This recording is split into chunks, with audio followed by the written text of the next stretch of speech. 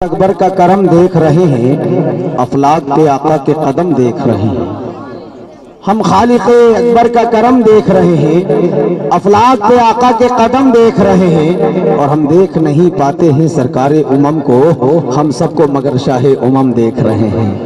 हम देख नहीं पाते हैं सरकारे उमम को, हम सबको मगर शाहे उमम देख रहे हैं। बड़ी तेजी के साथ, बड़े ही अदब व एहतराम के साथ मैं गुजारिश करूंगा खतीब बा कमाल वाइज़ शीरी मकाल मुक़र्रिर बेमिसाल हज़रत अल्लामा मौलाना शाह आलम साहब क़िबला अमजदी की बारगाह में रिज़ा पेश करूं कि हुज़ूर वाला मैं की तशरीफ लाएं और अपने खताब नायाब से हम तमामी के क़ुलूब को मुनव्वर व मुजल्ला फरमाएं। एक जोरदार इस्तक़बाल कर लेते हैं। नाराए तकबीर, नारे रिसालत, मसलके आला हजरत, जश्न गौसे आज़म, नारे तकबीर, नारे रिसालत। मुक़द्दस मुअज़्ज़म मुक़र्र रहबरान कौम व मिल्लत, हुफ़ाज़ किराम व शुअराए इस्लाम, सामाईन किराम, पर्दा नशीन, इज़्ज़त माब ख़वातीन माँ और बहनों, अज़ीज़म बच्चों और साथियों, अस्सलामु अलैकुम व रहमतुल्लाहि व बरकातुहू। वालेकुम अस्सलाम व रहमतुल्लाहि व बरकातुहू। अल्हम्दुलिल्लाह, अल्हम्दुलिल्लाहि व कफ़ा व सलातु व सलामु अला मुहम्मदिनिल मुस्तफ़ा व अला आलिहि व सहाबिहि अल्लज़ीना सईदू फ़ी मआरिजिल हक़्क़ि वल हुदा व खुलफ़ाए सादातिना अबी बकर सिद्दीक़िल अकबर व उमर अल फ़ारूक़िल आज़म व उस्मान ज़िन्नुरैन व असदिल्लाहिल गालिब अलीय्यिल मुर्तज़ा व इब्निहिल इमामी हसनिल मुज्तबा व सिब्तिहिल इमामी हुसैन शहीद दाफ़िल करबी वल बला वब्निहिल क़ादिरी सय्यिदना गौसिल वरा व सिराज उम्मतिही अबी हनीफत इमामिल अइम्मतिल हुदा व मुजद्दिदिल आज़मी लिदीनिही व शरीअतिही सय्यिदना अहमद रज़ा वब्निहि शेख अल मुफ्ती अल अल्लामा मुस्तफ़ा रज़ा खान व ताज शरीयती सय्यदना व मुर्शिदना अल मुफ्ती अल अल्लामा अख्तर रज़ा व जमी अहले सुन्नतिही व जमाअतिही दाइमन अबदन अबदा। अम्मा बाद फ़अऊज़ु बिल्लाहि मिनश शैतानिर रजीम, बिस्मिल्लाहिर रहमानिर रहीम। या अय्युहल्लज़ीना आमनु दुखुलू फ़िस्सिल्मि काफ़्फ़ा व ला तत्तबिऊ खुतुवातिश शैतान इन्नहु लकुम अदुव्वुम मुबीन। सदक़ल्लाहुल अज़ीम व बल्लगना रसूलुहुन नबियुल अमीनुल करीम व नहनु अला ज़ालिका लमिनश शाहिदीन व शाकिरीन वल्हम्दुलिल्लाहि रब्बिल आलमीन। अज़ीज़ान मिल्लत इस्लामिया, काफ़ी देर से आप हज़रात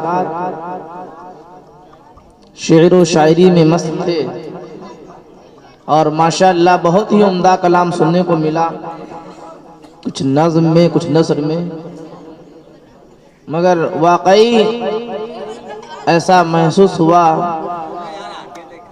कि शायरी की दुनिया हो तो ऐसी हो, कम वक्त में और ज़्यादा बात। अल्लाह तबारक व तआला हम सबको शायरी के ज़रिए जो पैगाम दिया गया उस पर अमल करने की तौफीक अता फरमाए। हज़रात थोड़ा अगर सुनने सुनाने का माहौल बनाए तो मैं भी ज़रा कुछ बोलूं, अगर आप माहौल ना बनाए तो फिर मैं यहाँ से डोलूं।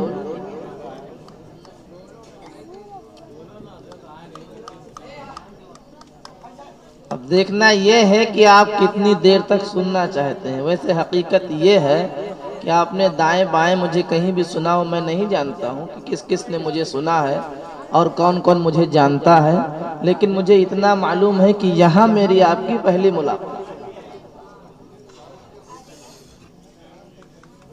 थोड़ी देर के लिए आप हजरात के सामने हाजिर आया हूँ। अल्लाह तबारक व तआला ने अपने मुक़द्दस कलाम में इरशाद फरमाया, ऐ ईमान वालों, इस्लाम में मुकम्मल तौर से दाखिल हो जाओ और शैतान के नक्शे कदम पर न चलो। क्यों न चलो? क्योंकि वो तुम्हारा खुला हुआ दुश्मन है। इन्नहु लकुम अदुव्वुम मुबीन, वो तुम्हारा खुला हुआ दुश्मन। इस आयत के मुताल्लिक थोड़ी देर अर्ज करूंगा, लेकिन उससे पहले एक बात कहूं कि आज हमारे माशरे के अंदर जिस सिमत से मैं देखता हूं, जिस जानिब नजर उठाता हूं, बुराइयां ही बुराइयां नजर आती हैं। कहीं बेनमाजियों का गलगला है, कहीं ज़कात ना देने वालों की भरमार है, कहीं शराब पीने वालों का दौर चल रहा है, तो कहीं अय्याशियां करने वालों की मनमानी हो रही है, तो कहीं सूदखोरों का दबाव चल रहा है। जिस तरफ भी नजर उठाकर देखें, कहीं बेपर्दगी आम है, जिनाकारी बदकारी बढ़ती जा रही है, और कहीं बदअकीदगी और बेईमानी बढ़ती जा रही है। समझ में कुछ नहीं आता कि छेड़ूं दास्तां कैसे, समझ में कुछ नहीं आता कि छेड़ूं दास्तां कैसे। हंसाऊं तो बगावत है, रुलाऊं तो बगावत है। और सबसे बढ़कर बात तो ये है कि इतनी सारी बुराइयां हमारे समाज में है कि जिसका हम अंदाजा नहीं कर सकते। इसको यूं समझ लें कि अगली उम्मतों ने जिन जिन गुनाहों को अंजाम दिया, आज का इंसान वो सारे गुनाह कर रहा है। और फिर सोने पर सुहागा ये कि जिस बुराई पर आप गुफ्तगू करें, जिस बुराई के खिलाफ मैं बोलूं, तो उस बुराई का मुर्तकिब ये कहता है कि मौलाना हमारे खिलाफ बोल रहे हैं, मौलाना हमारे बारे में बोल रहे हैं। आपसे पूछता हूं मैं, अगर बेनमाजी पर बोलूं तो बेनमाजी का दिल दुखेगा कि नहीं दुखेगा? शराबी पर बोलूं तो शराब पीने वाले को तकलीफ होगी कि नहीं होगी? बोले भाई, आप बोलते जाएंगे तो काम चलेगा। देखो मैं एक टीचर हूं, अल्हम्दुलिल्लाह, जब तक स्टूडेंट के समझ में बात नहीं आती है, मैं अपनी गुफ्तगू को आगे नहीं बढ़ाता। थोड़ा आप साथ देंगे तो इंशाअल्लाह मैं भी कुछ बात आपको दूंगा। जिना पर बोलूं तो जिना करने वाले को तकलीफ होती है, चोरी करने पर बोलूं तो चोर को तकलीफ होगी, अय्याशी पर बोलूं तो अय्याश को तकलीफ होगी, सूद खाने पर बोलूं तो सूदखोर को तकलीफ होगी, बेपर्दगी पर बोलूं तो बेपर्दा घूमने वाली माओ और बहनों को तकलीफ होती है। अगर मैं बेअमल आलिम के मुतालिक बोलूं तो बेअमल उलमा ये कहते हैं कि हमारे खिलाफ बोल रहे हैं। दाढ़ी ना रखने वालों पर बोलूं तो बेदाढ़ी वाला कहता है कि मेरा दिल दुखाते हैं। अगर अकीदे में जिसके कमी है, बदअकीदगी पर बोलूं तो बदअकीदा कहता है कि हमारे खिलाफ बोल रहे हैं, हमें गालियां दे रहे हैं। मैं आपसे पूछना चाहता हूं मुसलमानों, बताओ मैं किस पर बोलूं? नमाज पर बोलूं, शराब पर बोलूं, ज़कात पर बोलूं, हज पर बोलूं, बेपर्दगी पर बोलूं, बेरोजगारी पर बोलूं, बेरोजगारी पर बोलूं, दाढ़ी न रखने पर बोलूं, शरीयत मुतहरा के खिलाफ वर्जी करने पर बोलूं, किस किस पर बोलूं? जिस पर बोलता हूं लोग कहते हैं मेरे खिलाफ बोल रहे हैं, मेरा दिल दुखा रहे हैं, मुझे तकलीफ दे रहे हैं। फैसला आप कीजिए, मैं किसके खिलाफ बोलो? आप सुबह होगा कहेंगे हमारे खिलाफ बोल गए, भाई हम किसी के खिलाफ थोड़े बोलने आए हैं, हम तो इस्लाह करने आए हैं। बोलो है कि नहीं है? इसलिए मेरा मशवरा यह है कि अगर बेनमाजी के बारे में बोलूं तो बेनमाजी को चाहिए कि वो अपनी इस्लाह करे। शराब पर बोलूं तो शराबी को चाहिए कि वो अपनी इस्लाह करे। बेपर्दगी पर बोलूं तो बेपर्दा घूमने वाली माँ और बहनों और ख्वातीनों को ये चाहिए कि वो अपनी इस्लाह करे। जिना पर बोलूं तो ये चाहिए कि जिना के बाजार में दंदनाते घूमते फिरते नौजवान और बच्चे और बच्चियां, लड़के और लड़कियों को चाहिए कि वो अपनी इस्लाह करे। ऐसे ही अगर बदअकीदगी पर बोलूं, बेईमानी पर बोलूं तो बेईमान को चाहिए, बदअकीदा को चाहिए कि वो अपने अकीदे की इस्लाह करे, ना कि मेरे ऊपर की। इसलिए मैंने कुरान मुक़द्दस की आयत करीमा तिलावत करने का शर्फ हासिल किया। अल्लाह फरमाता है कि ऐ ईमान वालो, यहाँ देखिए आप काफिरों से नहीं कहा गया। अल्लाह ने ये नहीं कहा या अय्युहन्नास उदखुलू फिस्सिल्मि काफ़ा, ऐ इंसानों, ऐ लोगों, इस्लाम में मुकम्मल तौर से दाखिल हो जाओ। बल्कि अल्लाह उससे कह रहा है जिसने अल्लाह के रसूल को आखिरी पैगंबर माना। अल्लाह उससे फरमा रहा है जिसने अल्लाह की किताब को, जिसने कुरान को अल्लाह की किताब माना है। अल्लाह उससे कह रहा है जो अल्लाह के फरिश्तों पर ईमान लाया है।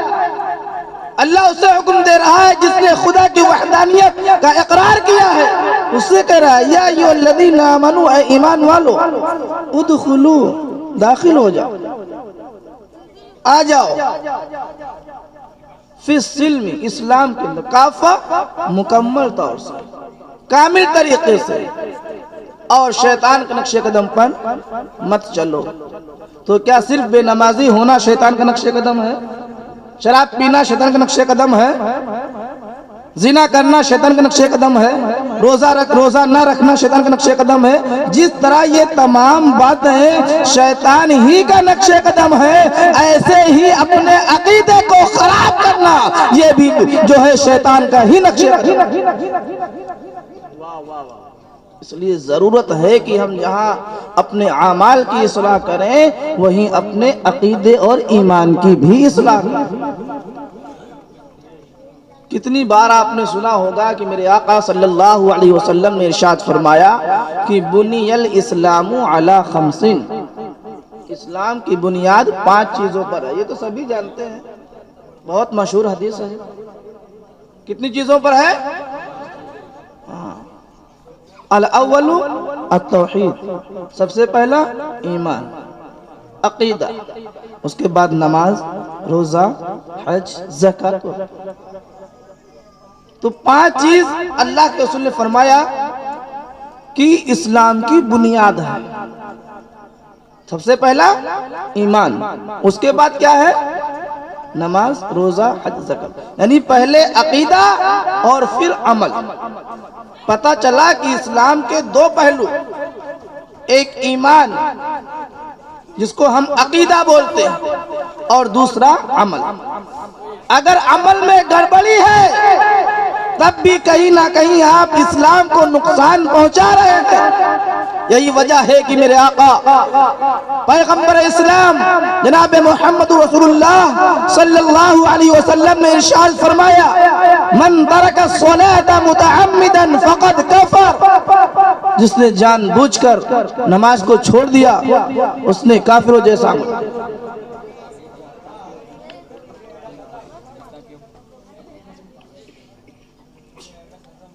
अब सोचें, गौर करें कि जिस तरह बदअमली से इंसान इस्लाम से दूर हो जाता है, उससे कहीं बढ़कर बदअकीदगी का मसला है। आप बेनमाजी होंगे तो मुसलमान कहलाएंगे, रोजा न रखे तब भी आप मुसलमान रहेंगे, ज़कात ना दे तब भी आप मुसलमान रहेंगे, हज फर्ज हो गया है हज ना करे तब भी आप मुसलमान रहेंगे, माँ बाप की खिदमत ना करे तब भी आप मुसलमान रहेंगे, पड़ोसियों के हुकूक को अदा ना करे तब भी आप मुसलमान रहेंगे। इन कामों के करने की वजह से आप इस्लाम से खारिज नहीं होंगे, आप इस्लाम से बाहर नहीं निकलेंगे। अगरचे आप गुनहगार होंगे, आप खताकार होंगे, आप रियाकार होंगे, आप पापी होंगे, मुजरिम होंगे, लेकिन अकीदा ऐसी चीज है कि इसमें खराबी है तो आप ईमान ही से बाहर हो जाएंगे, इस्लाम ही में नहीं रहेंगे। बोलो बुनियाद क्या हुआ? इसलिए आज जरूरी है कि हम अपने अकीदे को मजबूत बनाएं और अकीदे को मजबूत बनाने के साथ साथ अमली दुनिया में भी कदम रखें। मुआज़ ज़कीउल्लाह साहब का इंशाअल्लाह खिताब होगा, आप समाअत करेंगे। जिसका अक्सर बयान अकीदे पर होता है, इसलिए मैं चाहता हूं कि मैं जरा अमली जिंदगी पर रोशनी डाल दूं। चूंकि ये नौजवानों का मजमा है और मैं तारीख के हवाले से गुफ्तगू करना चाहूंगा कि मुस्लिम नौजवानों ने कैसे अपना किरदार निभाया, उनकी अमली जिंदगी क्या हुआ करती थी, और आज जिस पुरफितन दौर में हम जी रहे हैं ये हालात हमसे क्या कह रहे हैं। सुनने के तैयार हैं सभी लोग? अगर इजाजत दे तो 2-3 शेर में भी पढ़ दूं, कि कई दिन हो गए, लगता है आवाज साफ नहीं देगी क्या। कोशिश करता हूँ, दुरुस्ती पढ़ ले। अल्लाहुम्मा सल्ली अला सय्यिदना मौलाना मुहम्मद मुबारक वसल्लम सलातन व सलामन दाइमन अलैका या रसूलल्लाह सल्लल्लाहु तआला अलैहि वसल्लम। उसे मिल जाए दौलत जिसको दौलत की जरूरत है, जिसको दौलत की जरूरत है, उसे मिल जाए दौलत जिसको दौलत की जरूरत है, हाँ जिसको दौलत की जरूरत है, उसे मिल जाए दौलत जिसको दौलत की जरूरत है।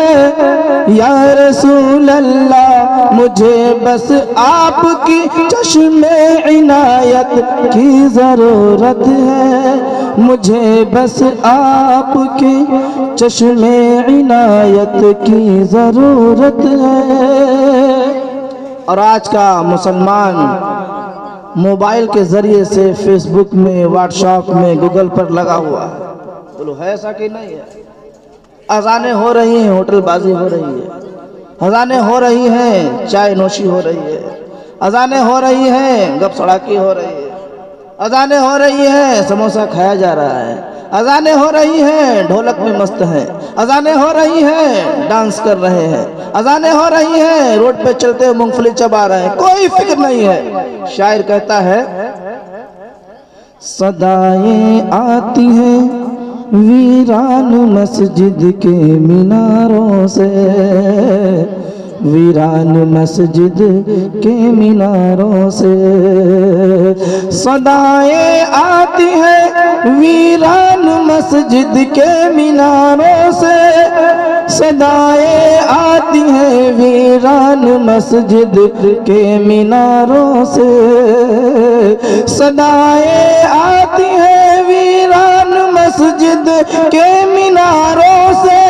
मुसलमान होश में आवो, मुसलमान होश में आवो, नमाजों की जरूरत है, मुसलमान होश में आवो, अजानों की जरूरत है, नमाजों की जरूरत है। और एक शेर बस आखिरी होगा। बयां कैसे करूं मैं हुजरे सरकार की अज़मत। अभी आपने एक शेर कहा था ना, कैसे आका के सन में, जहाँ सिदरा के मक्की जबीले अमीन को याद करनी पड़ती, वो एक शेर था आपका। शायर कहता है बयां कैसे करूं मैं हुजरे सरकार की अज़मत, बयां कैसे करूं मैं हुजरे सरकार की अज़मत, जहां रूहुल अमी को भी इजाजत की जरूरत है, इजाजत की जरूरत है, इजाजत की जरूरत है। और वो पहला ला शेर जरा मेरे ज़हन से निकल गया था, मिस्टेक हो गई। मुसलमान होश में आओ, इबादत की जरूरत है। ऐसा सदाएं आती हैं वीरान मस्जिद के मीनारों से, मुसलमान होश में आओ इबादत की जरूरत।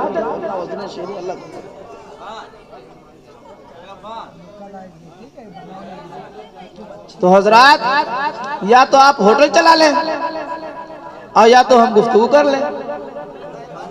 अब ये जो माहौल आपने बनाकर रखा है, देखिए कोई मुकर्रिर कोई शायर खुद नहीं पढ़ता, आप तवज्जो नहीं देंगे तो मैं नहीं पढ़ता।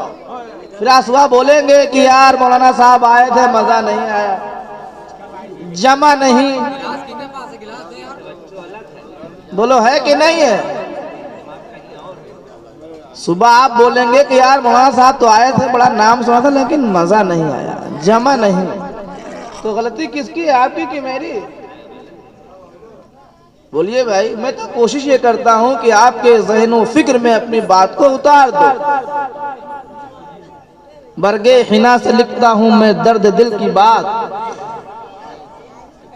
बरगे हिना से लिखता हूं मैं दर्द दिल की बात, शायद की रफ्ता रफ्ता लगे दिल रुबा के हाथ। और अंदाज़े बयां गर्चे बहुत शौक नहीं है, अंदाज़े बयां गर्चे बहुत शौक नहीं है, शायद कि उतर जाए तेरे दिल में मेरी बात। कोशिश तो मैं कर रहा हूं कि आपके जहन को झंझोड़ूं, मगर जब आप अलग ही मह हो जाएंगे तो फिर मेरी क्या हाल। इसलिए थोड़ा तवज्जो दें, आप दुरूद शरीफ पढ़ें। अल्लाहुम्मा सल्ली अला सय्यिदना मौलाना मुहम्मद मुबारक वसल्लम सलातन व सलामन दाइमन अलैका या रसूलल्लाह सल्लल्लाहु तआला अलैहि वसल्लम।